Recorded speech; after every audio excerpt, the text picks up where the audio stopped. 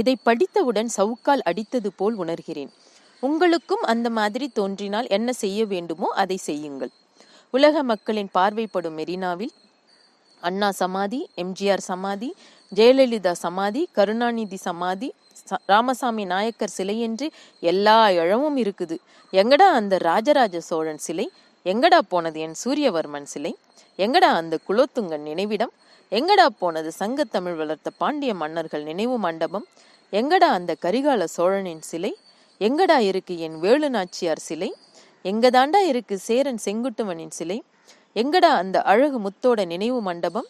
எங்கு பார்த்தாலும் அண்ணா அறிவாலயம், அண்ணா நகர், அண்ணா சாலை, அண்ணா சிலை, பெரியார் மண்டபம், பெரியார் பேருந்து நிலையம், பெரியார் சாலை, பெரியார் சிலை, கலைஞர் கருணாநிதி நகர், கருணாநிதி சிலை, எம்ஜிஆர் மணிமண்டபம், எம்ஜிஆர் பல்கலைக்கழகம், எம்ஜிஆர் பேருந்து நிலையம், எம்ஜிஆர் நகர், எம்ஜிஆர் நூலகம், எம்ஜிஆர் சாலை, எம்ஜிஆர் சிலை, அடுத்தால அம்மா, சின்னம்மா, புஜ்ஜுமா, கட்டுமரம், இப்படி சொல்லிய நாசமா போங்கடா.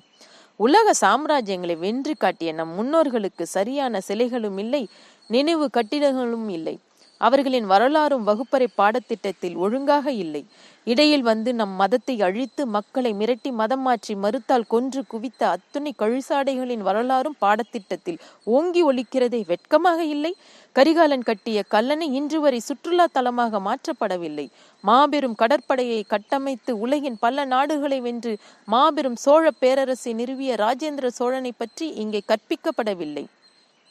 ஒவ்வொரு தமிழனும் தினமும் கோவிலுக்கு செல்கிறான்.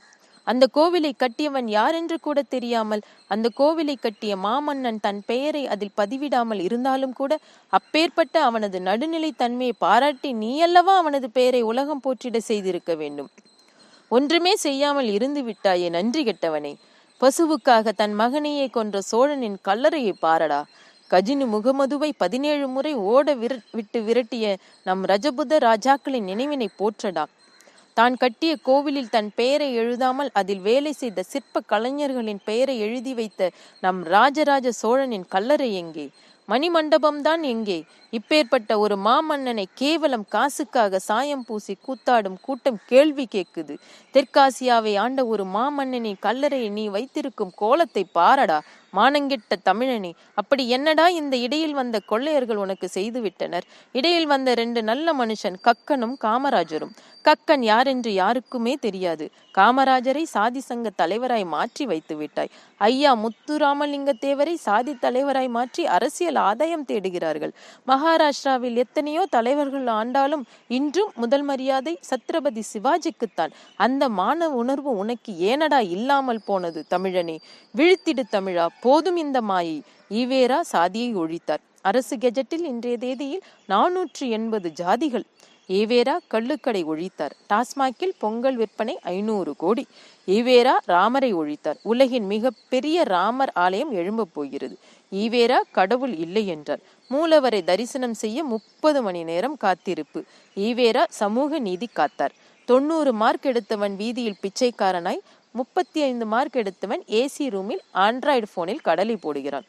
ஆக மொத்தத்தில் ஈர வெங்காயம் புடுங்கியது அனைத்துமே தேவையில்லா அணியையே.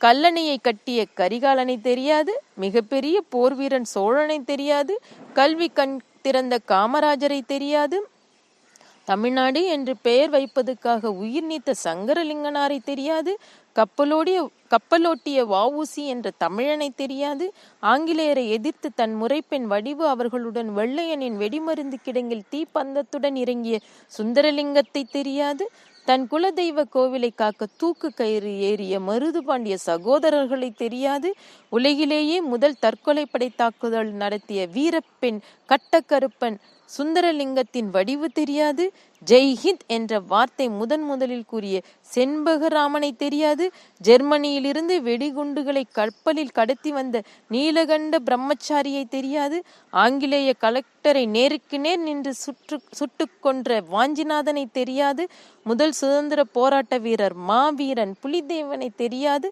மற்றும் அழகு முத்துக்கோனை தெரியாது, பாதர் பிள்ளை வீரன் சுந்தரலிங்கம் தெரியாது. இவர்கள் அனைவரும் தமிழகத்தை சேர்ந்தவர்களே. இவர்களைப் போல இன்னும் பல லட்சக்கணக்கான பெயர்கள் உள்ளன. இவர்கள் அனைவரையும் இன்றைய இளைஞர்களுக்கு தெரிய வைக்க வேண்டும்.